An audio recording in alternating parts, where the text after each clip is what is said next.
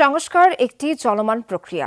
একমাত্র নির্বাচিত জনপ্রতিনিধির দ্বারাই সকল সংস্কারের সূচনা ও বাস্তবায়ন সম্ভব, এমন মন্তব্য করেছেন বিএনপির ভারপ্রাপ্ত চেয়ারম্যান তারেক রহমান। চুয়াডাঙ্গা জেলা বিএনপির কাউন্সিলে প্রধান অতিথির বক্তব্যে তিনি বলেন, নির্বাচন যত দেরি হবে ষড়যন্ত্র তত বাড়বে।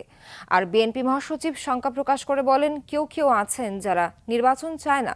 রুবেল হাসানের ক্যামেরায় চুয়াডাঙ্গা প্রতিনিধি জিসান আহমেদকে সঙ্গে নিয়ে সাইফুদ্দিন রবিনের রিপোর্ট।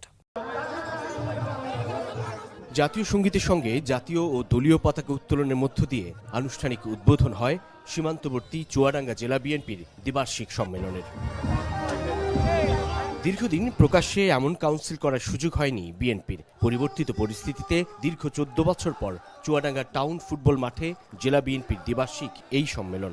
শহরে যেমন সাজ রব, ঠিক তেমনি ব্যাপক উৎসাহ আর আগ্রহ ছিল আমন্ত্রিত প্রায় 3000 কাউন্সিলর ডেলিগেট সহ জেলার সর্বস্তরের বিএনপি নেতাকর্মীদের মধ্যে।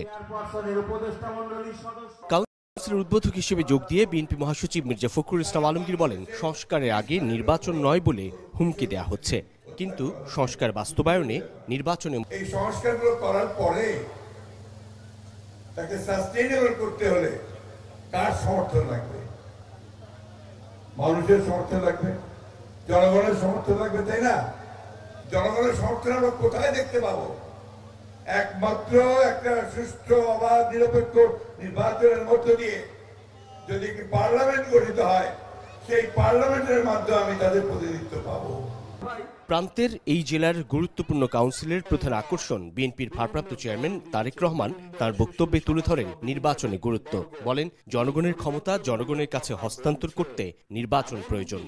অন্তর্বর্তীকালীন সরকারের প্রধান সহ উপদেষ্টা যে সকল সংস্কারের কথা বলছেন, সকল সংস্কারের বাস্তবায়ন একমাত্র সম্ভব, সূচনাও একমাত্র সম্ভব, বাস্তবায়ন করাও একমাত্র সম্ভব শুধুমাত্র একটি প্রকৃত নির্বাচনের মাধ্যমে। যদি প্রকৃত জনপ্রতিনিধিরা নির্বাচিত হয় তাহলেই একমাত্র সম্ভব। তারেক রহমান বলেন, সব ষড়যন্ত্র থেকে দেশকে নিরাপদ রাখতে নির্বাচনের বিকল্প নেই। নির্বাচিত জনপ্রতিনিধিরাই দেশের সমস্যাকে ধীরে ধীরে সমাধান করতে পারে। স্বৈরাচারের সময় শুরু হয়েছিল, স্বৈরাচার করে গিয়েছে, এই সমস্যার গিট্টু আরো বৃদ্ধি পাবে। একমাত্র একটি নির্বাচনের মাধ্যমে সম্ভব ধীরে ধীরে পর্যায়ক্রমিক ভাবে দেশের সমস্যাগুলোর সমাধান করা।